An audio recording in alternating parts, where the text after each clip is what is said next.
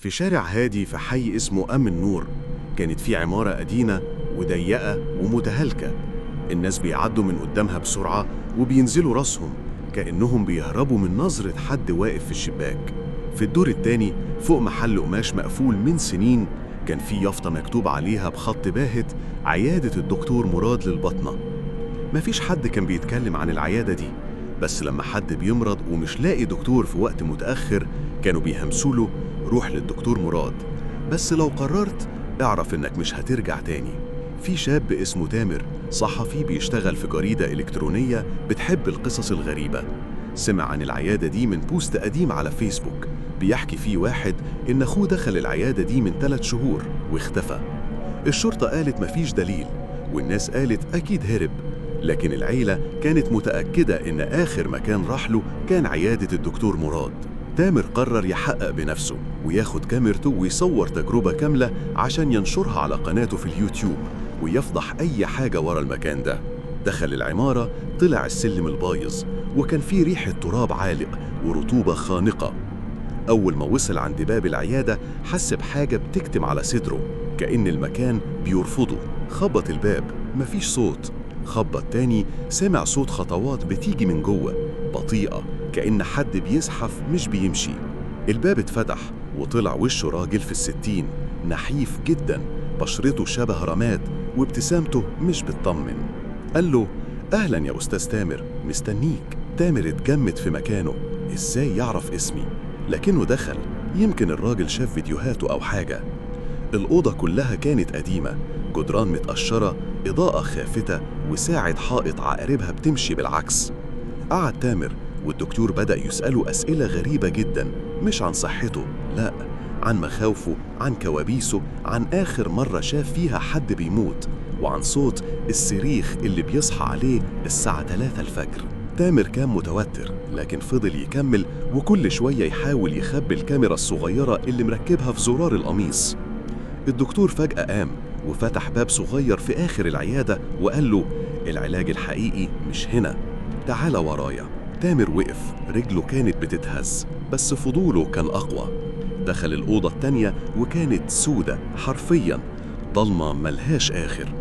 أول ما دخل الباب اتقفل وراه وبدأ يسمع همسات كتير بصوت ناس مختلفة، رجالة وستات وأطفال بيقولوا نفس الجملة: إحنا كنا زيك، دخلنا ومرجعناش. نور خافت بدأ يطلع من تحت الأرض، من تحت، كأن في حاجة بتتحرك تحت البلاط. الأرضية بدأت تطلع بخار وتامر حس برجله بيغوص في حاجة شبه الوحل بس سخن وسايح وريحته دم.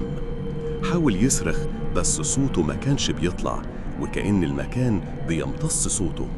وفجأة سمع صوت الدكتور وراه بيهمس في ودنه: العلاج دايما مؤلم، بس انت محتاجه أكتر من أي حد دخل قبلك. تامر ما تشافش تاني، بس اللي حصل بعدها كان أغرب.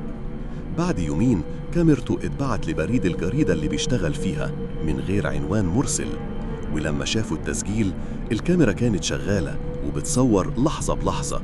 لكن في آخر الفيديو ظهر وش الدكتور قدام العدسة وقال: لو بتتفرج على ده فكر قبل ما تيجي، لأنك دلوقتي بقيت واحد منا.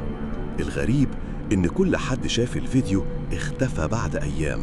بعد انتشار الفيديو على الإنترنت الموضوع قلب ترند، الكل بيتكلم عن العيادة اللي محدش بيخرج منها حي. الجروبات بدأت تحذر، وفي ناس قالت إن الفيديو ملعون وإن اللي بيتفرج عليه بيحصل له حاجة. بس الناس بطبعها بتحب الخطر، وكل ما حد يتحذر يشوف الفيديو بالعند. وفي وسط الزحمة دي في واحد اسمه كريم، صانع محتوى بيحب الرعب والتحقيقات الغريبة، قرر يعمل سلسلة كاملة عن لعنة الدكتور مراد. بدأ يجمع شهادات من أهل الحي، ولقى واحدة ست عجوزة اسمها أم حسين. رفضت تتكلم في الأول، لكن بعد ما شافها صورة الدكتور مراد وقعت مخشي عليها، ولما فاقت قالت له بصوت مخنوق: الراجل ده مات من أكتر من 50 سنة. كريم ما صدقش وقال دي خرافات، بس الست قالت له حاجة غيرت كل حاجة. أنا كنت الممرضة بتاعته وشفت بعيني لما اتحرقت العيادة وهو جواها، شفت الناس وهي بتصرخ من البلكونة، شفت الجثث بتتحرق بس محدش لقى جثته. ومن هنا كريم قرر يروح بنفسه العمارة ويصور كل حاجة لايف. جهز الكاميرات ولبس ميكروفون وخد معاه صديقه هشام عشان يساعده. لما وصلوا العمارة كانت الساعة قربت 12 بالليل والسكون قاتل، مفيش صوت غير الهوا وهو بيصفر في السلم. أول ما فتح باب العمارة النور اللي في الشارع اختفى 3 ثواني بس ورجع. هشام قال له حاسس إننا مترصدين، لكن كريم ضحك وقال له ما تخافش كله شو إعلامي.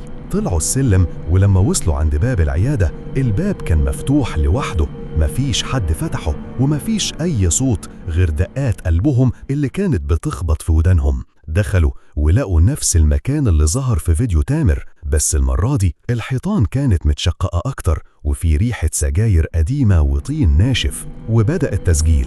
كريم وقف قدام الكاميرا وقال إحنا دلوقتي في عيادة الدكتور مراد وهنتكلم معاه لو ظهر أو حتى مع اللي بيسكنوا المكان ده دلوقتي. فجأة الباب اللي في آخر العيادة اتفتح، نفس الباب اللي دخل منه تامر ونفس الضلمة ظهرت تاني. هشام بدأ يتراجع بس كريم قال له لو جبنا فيديو قوي النهاردة هنتصدر اليوتيوب.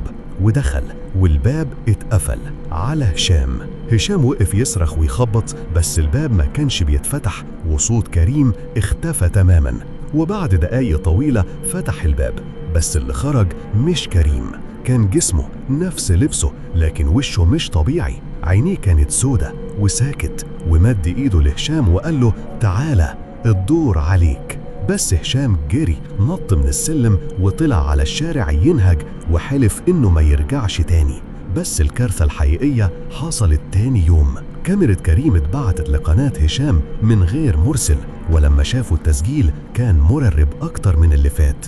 الفيديو بيبدأ بكريم بيضحك وبيسأل أسئلة وبعد دقيقتين كل حاجة باظت. الكاميرا وقعت واتسجلت أصوات كتير. صوت كريم بيقول أنا مش أنا حاسس في حد تاني جوايا، وصوت تاني خشن بيقول الجسم مناسب بس محتاجين أكتر. وفي آخر الفيديو طلع الدكتور مراد تاني بس المرة دي قال جملة جديدة مرحبا بكل مشاهدي اليوتيوب الدور عليكم كلكم، وسابه يشتغل. الفيديو اللي اتنشر حقق ملايين المشاهدات في أيام، لكن بعدها اليوتيوبرز اللي عملوا عنه ردة فعل واحد ورا التاني بدأوا يختفوا. قنواتهم بقت صامتة، آخر بوستاتهم كانت حضور العيادة عشان أقول لكم الحقيقة. ولحد النهاردة مفيش حد دخل وخرج والناس لسه بتتفرج ولسه بتختفي. ولو وصلت لآخر القصة دي فدي علامة إنك بقيت من القليلين اللي عارفين الحقيقة. تفتكر لو انت دخلت العيادة ايه اللي هيحصل؟